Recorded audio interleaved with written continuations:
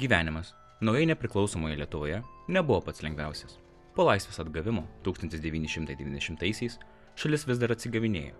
Parduotuvių lentynos buvo apytuštės, gatvėse, ilgose maisto eilėse žmonės stumdėsi, o klestinti juodoji rinka leido žmonėms išgyventi net ir ne iš pačių švariausių darbelių. Vilnius buvo kontrastų miestas, kur istorinis baroko senamiestis stovėjo šalia niūrių sovietmečio daugiabučių.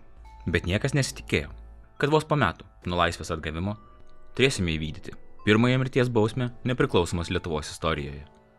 Toks nežmogiškas nusikaltimas, į kurį tik vienas atsakymas – sušaudyti. Bet kas buvo tas žmogus ir už ką jis nusipelnė mirties? –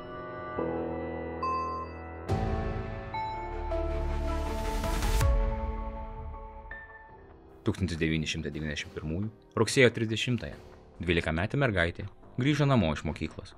Rudens vėjas stiprėjo ir ji buvo laiminga, uždariusi duris už savęs. Pagaliau šilti namai. Pakabinusi paltą ir padėjusi mokyklinius daiktus, ji galvojo tik apie vieną – maistas. O gal dar liko šiek tiek saldainių paslėptų įprastoje vietoje. Pasinėrus į mintis, jis staiga išgirdo beldimą į duris. Keista, jos tėvas turėtų būti darbe, motina taip pat. Kas tai galėtų būti? Gal kaimynė nori kažko pasiklausti? Jie apsisuko, priėjo prie durų.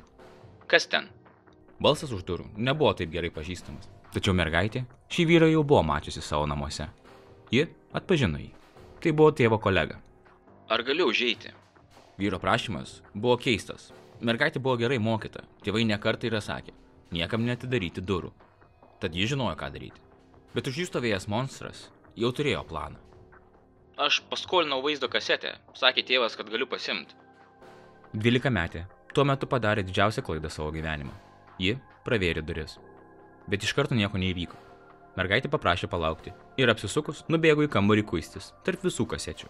Vyras pasinaudojo progą, įžengė į namus ir nuėjęs į virtuvę įsipylė stiklinę vandens. Jo planas buvo labai aiškus. Jis jau buvo nusižiūrėjęs televizorių, vaizdo grotuvą, na ir dar kelis daiktus, ką pavyks nugvelbti. Tačiau, baiginėdamas gerti stiklinę vandens, jis ant virtuvės stalo pastebėjo kai ką, kas pakeitė visą jo planą. Kas užtikrins, kad Aleksandras Novakis būtų sušaudytas be jokio pasigailėjimo.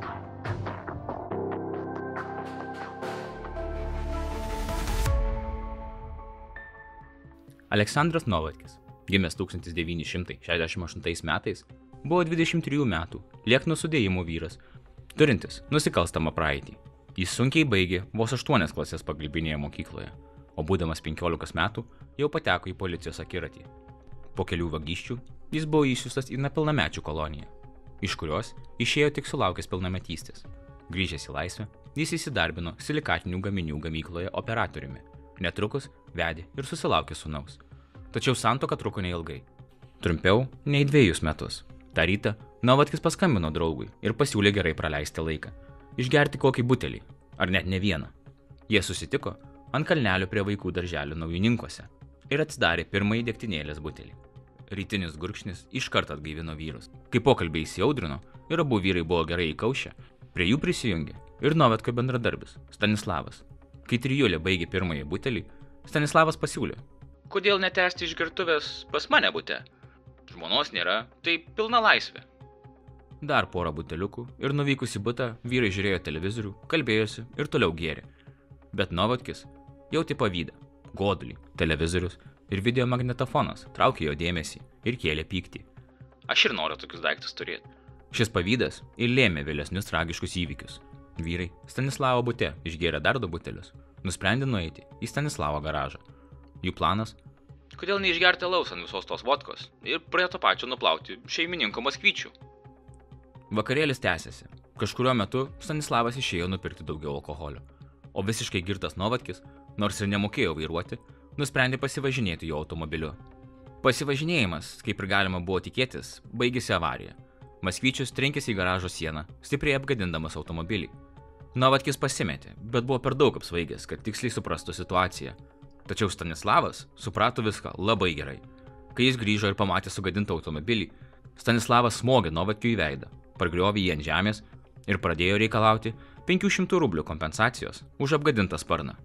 Galiausiai, matant, kad su Novatkiu nelabai įmanoma susikalbėti, ar dėl jo girtumo, ar dėl nenorėjimo pripažinti situaciją, Stanislavas liepė Novatkiui dingti iš garažo ir eiti atgal į darbą. Dėl šio momento daugeliu nuomonės išsiskyrė. Vieni teigė, kad šis incidentas paskatino tolesnius įvykius. Kiti manė, kad viskas buvo suplanuota ir tai neturėjo jokios įtakos. Nesvarbu kaip ten būtų, tą akimirką Novatkis priėmė sprendimą, apie kurį jau seniai galvojo – apvogti kolegos namus.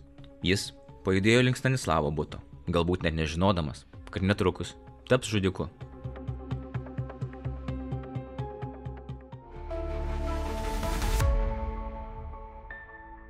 Kai jis atėjo prie buto, pabeldė į duris. Iš vidaus pasigirdo mergaitės balsas. Ji pasakė, kad nieko namie nėra ir durų neatidarys, mama neleidžia. Vėliau teisme pasakojo Novatkis. Tėvai vėliau patvirtino, kad dukra buvo mokyta neįsileisti nepažįstamų, todėl jie nesuprato, kaip jis sugebėjo patekti į vidų. Aš pasakiau, kad broliui paskolinau kasetę. Jie atidarė duris ir nuėjo jos ieškoti, o aš to pasinaudojau ir įėjau į vidų. Iš pradžių nuėjau į virtuvę išgerti stiklinę vandens, tada ant stalo pamačiau peilį ir man kilo mintis mergaitę nužudyti, kad neliktų liudytojų. Mergaitė, pamačius peilį jo rankoje, apsisuko ir pabandė bėgti, bet Novatkis buvo lyg žvėris, ją pavijo ir dūrė peiliu į nugarą. Ji parkrito, tačiau žudikas tęsė savo veiksmus. Tai nebuvo tiesiog liudininkų pašalinimas, tai buvo nežmoniškas įniršis ir pyktis ant pasaulio, kurį Novatkis nusprendė išlieti ant šios 12-metės. Ekspertai nustatė, kad jai buvo durta mažiausiai 19 kartų. 19 kartų ištrauktas peilis iš beginklės mergaitės ir vėl įvarytas į jos turbūt jau šaltą kūną. Jam tai buvo nesvarbu. 19 dūrių. Negali to padaryti, nebūdamas monstru. 12-metė mirė, patirdama didžiulės kančias. Tada Novatkis ramiai į lovos užtieslą įvyniojo televizorių, į mergaitės mokyklinį krepšį, iškratęs knygas, sudėjo video magnetofoną, distancinio valdymo pultą, 5 kasetes, antenos laidą ir 2 butelius konjako. Peilį įsidėjęs į kišenę, jis išėjo. Jį pastebėjo 2 vaikai, tačiau Novatkis, lyg nieko nebūtų įvykę, nukeliavo į darbą. Pakeliui jis išmetė peilį, o pavogtus daiktus paslėpė darbo sandėliuke.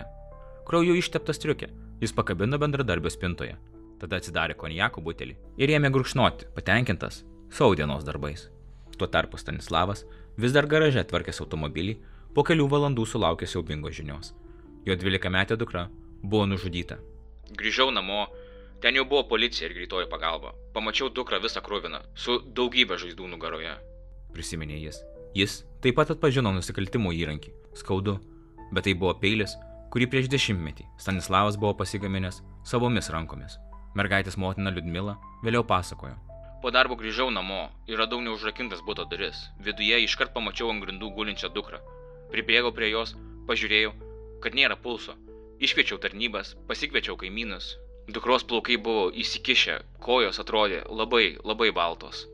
Buvo keliama versija, kad nusikaltimas buvo įvykdytas iš keršto, už smūgį dėl sugadinto automobilio. Tačiau pats Novatkis tai kategoriškai neigė. Kas tiksliai dėjosi tuo metu jo galvoje, liko paslaptimi. Įrodymų buvo apstu, tačiau iš pradžių Novatkis dar bandė neigti savo kaltę. Jis pripažino apvogęs butą, bet išgalvojo istoriją, kad tai padarė su dar 2 vyrais, kurie ir nužudė mergaitę. Tačiau melas netruko išaiškėti, kadangi pėdsakai nusikaltimo vietoje palikti tik Novatkio. Be to, jį vieną einantį ir išeinantį matė keli liudininkai. Prispaustas įrodymų, jis galiausiai pilnai pripažino savo kaltę. Jo advokatas bandė dar ginti kaltinamąjį nuo mirties bausmės, aiškindamas, kad nužudymas įvyko spontaniškai, tačiau tai jo neišgelbėjo. Policijos tyrimas vyko greitai, nusikaltimo vieta, įrodymai ir žiaurumas nepaliko jokių abejonių. 1992 metais jis buvo nuteistas mirties bausme sušaudant. Jo byla tapo pirmąją Lietuvos istorijoje pasibaigusią egzekuciją. Pats Novatkis, tardamas savo paskutinį žodį, neprašė pasigailėjimo. Priešingai, jis buvo susitaikęs su tuo, kas jo laukia. Noriu atsiprašyti nukentėjusiųjų ir visų žmonių salėje. Savo kaltę pripažįstu. Laukiu bausmės, kurios nusipelniau. Ištarė jis prieš tai, kai išgirdo negailestingą nuosprendį. 1992 m. rugpjūčio 8 d. Aleksandras Novatkis buvo sušaudytas. Jam tada buvo vos 24 metai.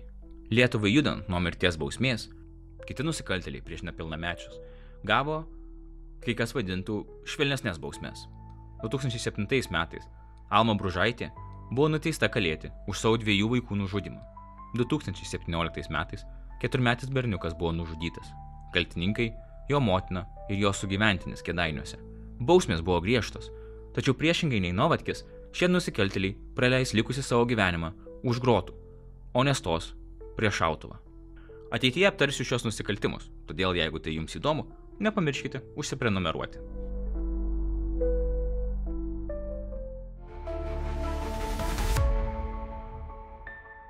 Aleksandro Novatkio istorija yra niūrus priminimas, kaip beprasmiškas smurtas gali sugriauti jaunus gyvenimus. Bet ši istorija taip pat kelia klausimų, kodėl dabar panašiems monstrams leidžiama sėdėti kamerose, leidžiama kvėpuoti oru, kai anksčiau teisingumas ateidavo greitai ir su kulka. Gal tai buvo geriau, blogiau, nežmoniška, o gal sąžininga? Gal išnaudojam šias galimybės? Na, jūsų nuomonė visada svarbi. Tad nesidrovėk, palik komentarą. Kaip visada, paspaudus patinka, užsiprenumeravus ar pasidalinus video su draugais, gaunate karmos taškų. Ačiū, kad žiūrėjote, likit saugus, likit budrus ir iki kito karto.